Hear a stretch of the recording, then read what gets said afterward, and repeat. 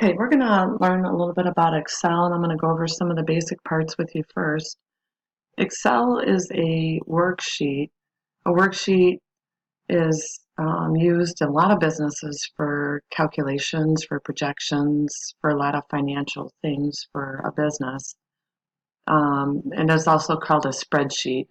You have Google Sheets, which is also a spreadsheet and does similar things. Just like Word, Excel has a little more functions than the Google Sheets does, but you can use Google Sheets also out there, when you're doing some other things. So it's broken up by horizontal. This is horizon. Think of looking over the horizon. These are rows. Rows are over the horizon. Columns are up and down or vertical. Every time you click, these are all referred to as cells. And so if you look over here, the name box will tell you what cell that you're in here. Okay. So I'm on page 675 if you want to start, there and follow along. In the lower right-hand corner, we're in the normal view. Down here at the very bottom, you can make it bigger or smaller by zooming. It doesn't actually make your screen bigger or smaller. But we have what's down at the bottom. We have this is a sheet in this workbook. You can have multiple sheets in one workbook. And so I'm on step number 2. It says on the click on the File tab, and we're going to Save As, and we're going to browse for our Google Drive.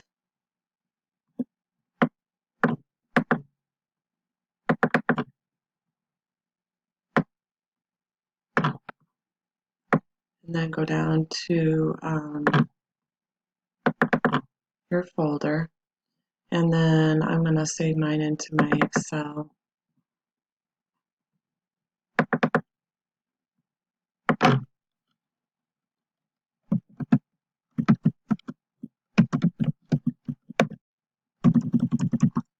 You save it as your last name, first name, underscore 15A, underscore quarterly sales. It shows it on page 674 there.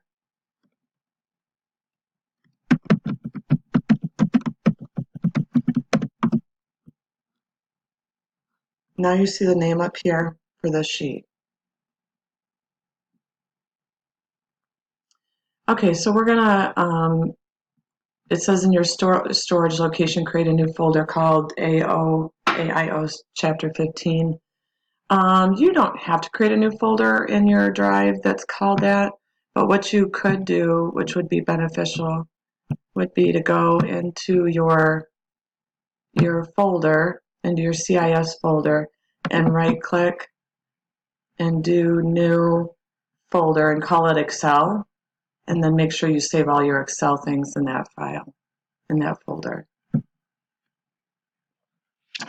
All right, so we are on to page 676. If you look at that page with me, it shows you some things about Excel. Up here, it's got your ribbon display options. You can go show tabs and commands is what I have. If you click on this, it'll just show the tabs, which I don't care for. And here, I'm going to show tabs and commands again so I can see all of those. So they'll change what you see there. This is the name box that it shows in the picture. This is the formula bar. This is inserting a formula, but here's the formula bar here where formulas go, and we'll learn about those. What else? You can scroll down here to different sheets if we have multiple sheets. And this is the status bar down at the bottom here if you want to add a sheet. Right now this is the first sheet here. And the scroll bar down here to go back and forth between different letters here. All right, so looking at page 677 up at the top, you can use an expanded formula bar. I've never really needed to use that. These are the lettered column headings, and these are the numbered row headings here. So it says,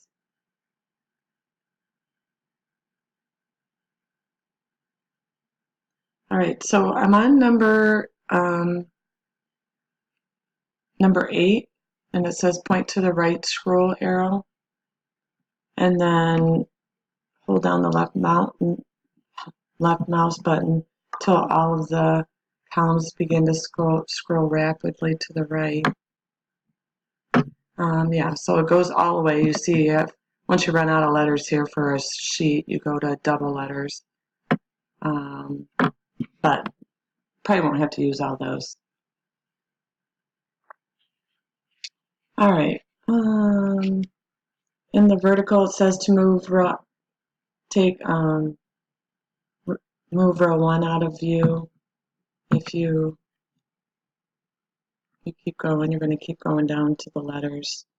It goes out to like 16,384 count, or 1,048,576 rows of data, which you won't use. You won't have that much. At least I've never used it. If you have that many rows, you probably need to get a different spreadsheet. All right, so you go to page 678. Cell content is anything you type in a cell. It could either be a constant value as a value, or it could be a formula. Okay, so we want to use formulas when we can if it's a cell that has formulas in it. Most common they talk about are text values and numbers value.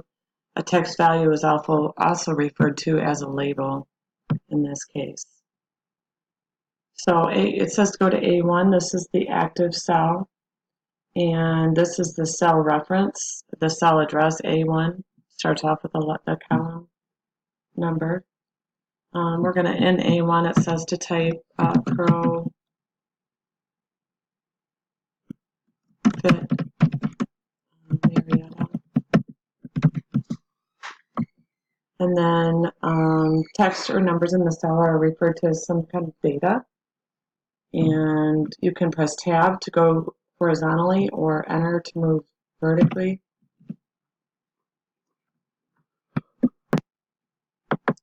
Okay, I'm on page 678, step number 2.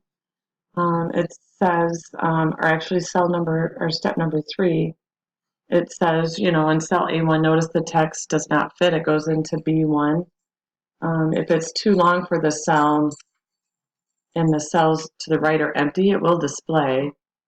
If the cells to the right contain other data, only the text will fit in there, and we'll learn how to format that. In cell number A2, it says the subtitle is second quarter cardio sales, and then press enter there. And then above column A in the name box, select the cell reference A3, which we're at. Type A4. If you go here, then it'll move it down for you. So if you're ever looking for that, so we're going to type in exercise bikes. To form the first title, and then press enter.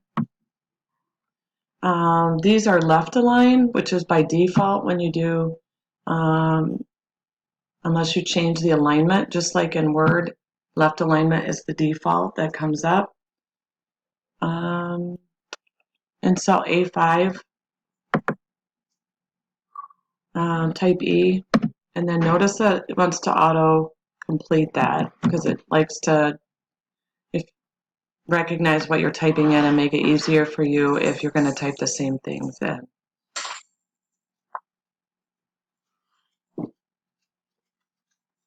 So now, you have all these typed in A4 through A8, and then you click save, and that will save that for you.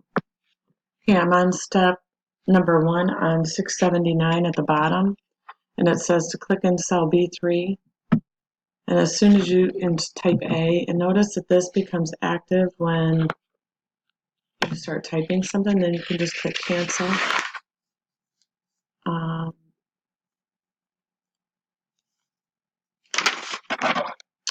Okay, so I'm going to be on, we're going to be up here in the formula bar. We'll go ahead and type in April here. The values automatically come up in there in the formula bar. If you are typing something up in the formula bar, if it's just text, it'll show up here. If you click the check mark, then it'll go down, then it'll be active, or you can just press enter is usually what I do. So it says to, with B3 active, locate the small square in the lower right-hand corner of the cell, which is right here. You can use the fill handle that recognizes to fill the rest of the cells.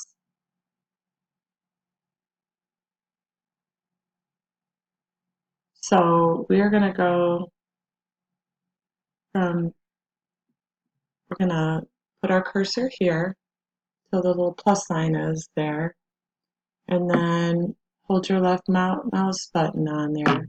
And notice it'll recognize what you want there. It'll fill in the next month for you, which is nice, based on the first cell. Okay, so that was step number 4 in 680.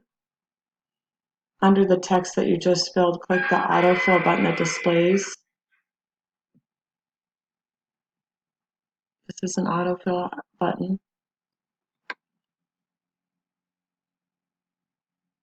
Autofill generates, extends the values of those. In this case, it did April through June.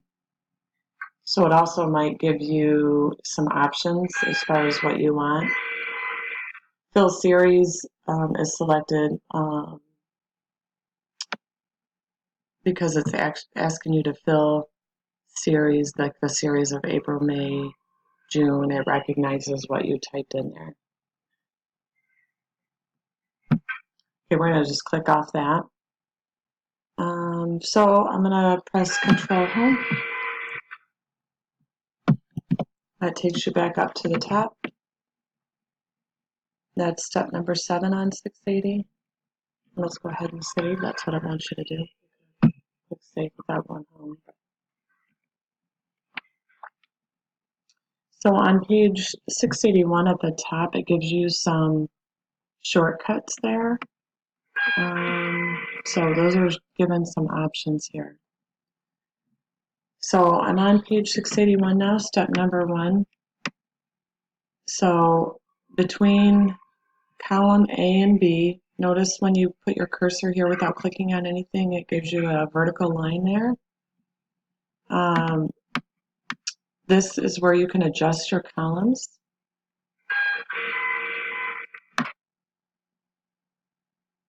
And we're going to drag it to the right, step number 2, until it reaches 120 pixels. See where it's at here?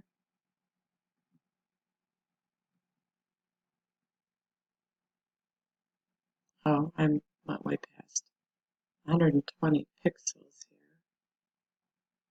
So there, you're going to drag it here.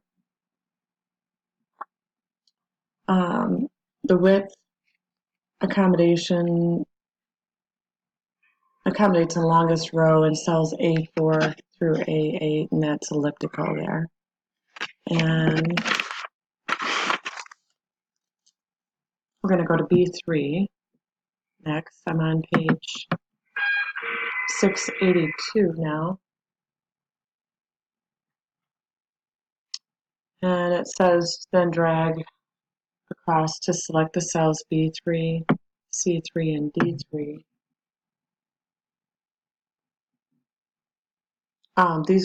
They're a range. This is called a range from B3 to D3. If I wanted to type in a formula here, it'd be B3 colon D3. That means a range. The colon in between means it's a range. So when you select arrange, this quick analysis tool comes up.